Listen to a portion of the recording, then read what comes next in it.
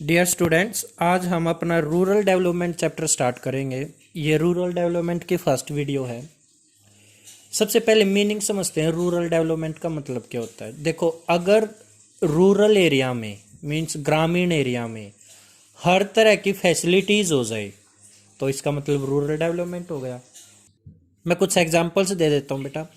मान लो ग्रामीण एरिया में, रूरल एरिया में सड़क है, इलेक्ट्रिसिटी की सुविधा है और हॉस्पिटल्स हैं, स्कूल्स हैं, ट्रांसपोर्टेशन फैसिलिटी है। ये सारी अगर फैसिलिटी हो जाए गांव में, इसका मतलब हमारा गांव डेवलप हो गया।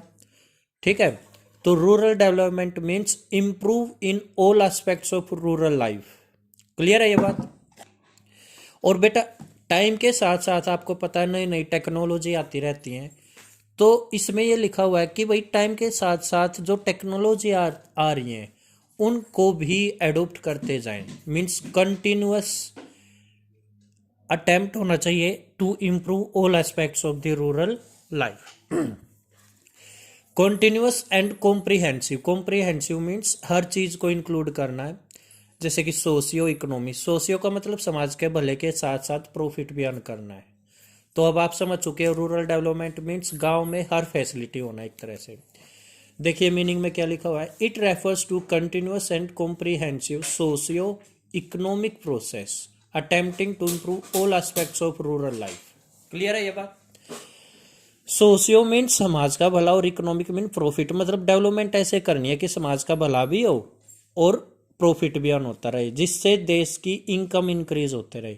एग्जाम्पल, गांव में स्कूल ओपन हुआ है, तो स्कूल ओपन हुआ है तो देखो बच्चों से जो फीस आएगी उससे तो इकोनॉमिक डेवलपमेंट होगी, और बच्चों को जो एजुकेशन मिलेगी उससे सोशल डेवलपमेंट होगी। क्लियर है ये बात।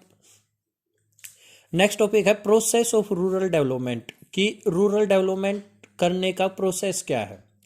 देखो बेटा, अगर स्किल्ड पर्सन होंगे मीन्स पढ़े लिखे, जिनके अंदर कुछ ना कुछ टैलेंट है, तो वो ऑटोमेटिक गांव में ऐसे काम करेंगे जिससे गांव की डेवलपमेंट होगी।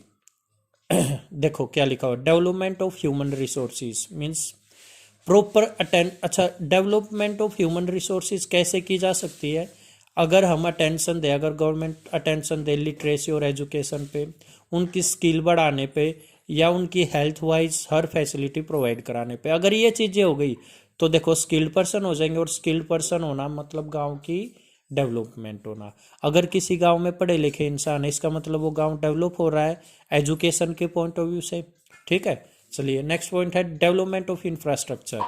इंफ्रास्ट्रक्चर मीन बेटा हर वो फैसिलिटी जो आपकी लाइफ को इजी बना देती है, वो होता है इंफ्रास्ट्रक्चर। जैसे इलेक्ट्रिसिटी हमारी लाइफ को बहुत आसान बना देती है, इरिगेशन फैसिलिटी या फिर ट्रांसपोर्टेशन फैसिलिटी, मार्केटिंग फैसिलिटी, ये सारी चीज़ें हमारी लाइफ को बहुत ईजी बना देती है।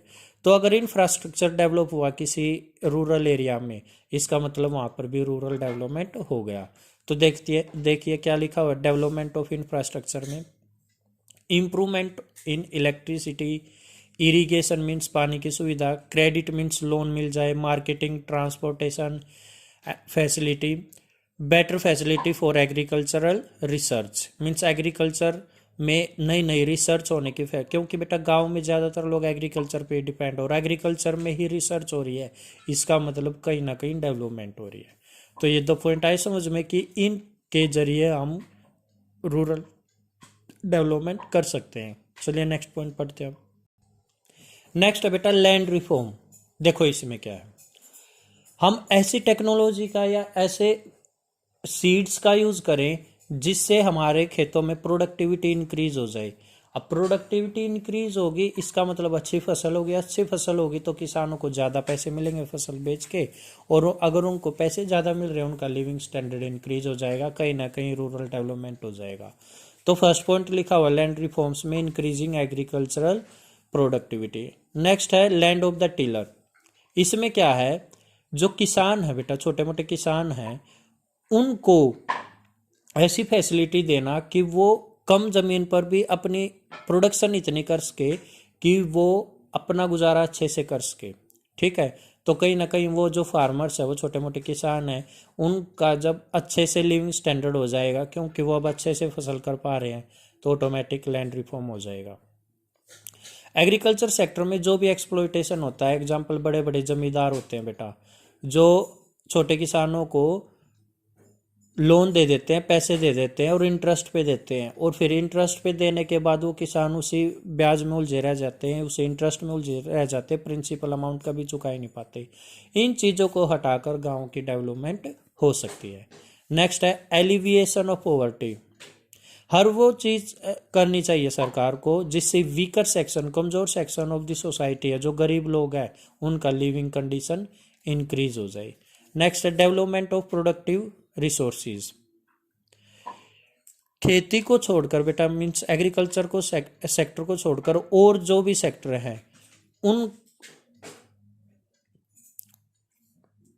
एग्रीकल्चर सेक्टर को छोड़कर बाकी जो भी एक्टिविटीज हो सकती है वो भी इम्प्रूव कर दे ताकि रूरल डेवलपमेंट हो जाए। एग्जाम्पल बेटा, वहाँ पर हॉस्पिटल वगैरह बन जाए, कॉलेजेस स्कूल वगैरह बन जाए, इलेक्ट्रिसिटी की फैसिलिटी हो जाए। ठीक है, तो कंक्लूजन ये निकला कि भाई अगर इंडिया की असली में प्रोग्रेस करनी है ना, इंडिया को असली में प्रोग्रेस करनी है, रियल प्रोग्रेस करनी है इंडिया को, तो रूरल एरिया की डेवलपमेंट और रूरल पीपल की डेवलपमेंट बहुत ज़रूरी है। देखो लिखा भी हुआ कंक्लूजन में, real progress of India is possible only when rural areas and rural people are developed. Clear है यहाँ तक? चलिए अब नेक्स्ट चलते हैं बेटा। नेक्स्ट टॉपिक है एग्रीकल्चरल मार्केटिंग सिस्टम।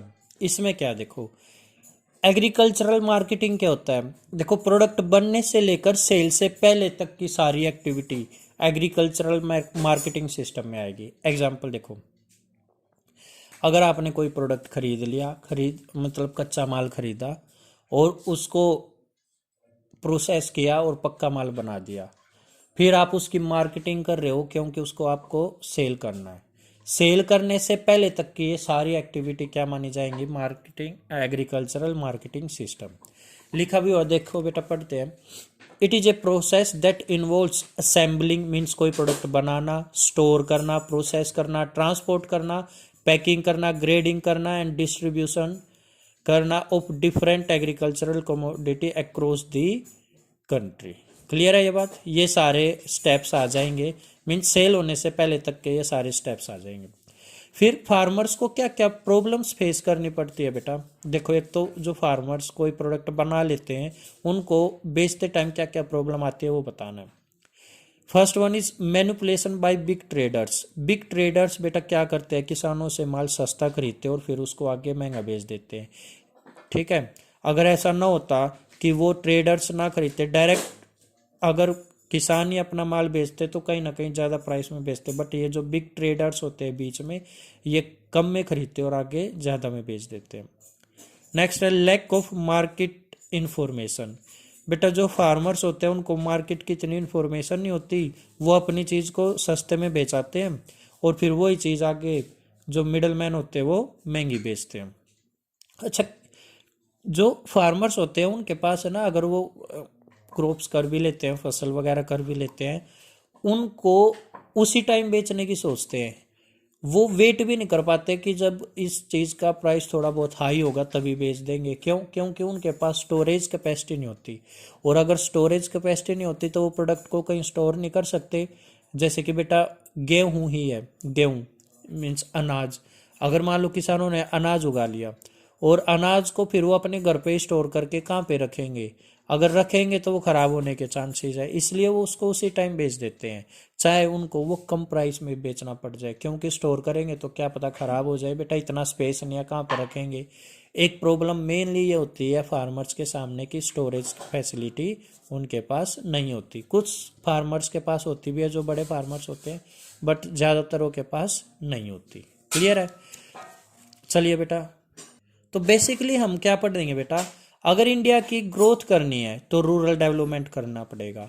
और रूरल डेवलपमेंट दो तरीके से हो सकता है, एक तो फाइनेंस बैंक, मीन्स बैंक से लोन लेकर, लोन की फैसिलिटी मिलके, और एक मार्केटिंग होके। देखिए अब ये पॉइंट डिटेल में डिस्कस करते हैं बेटा। इन दोनों पॉइंट्स को, फाइनेंस, बैंक क्रेडिट, फाइनेंस का दूसरा नाम है बैंक क्रेडिट, और मार्केटिंग, ये पढ़ेंगे हम अब नेक्स्ट वीडियो में।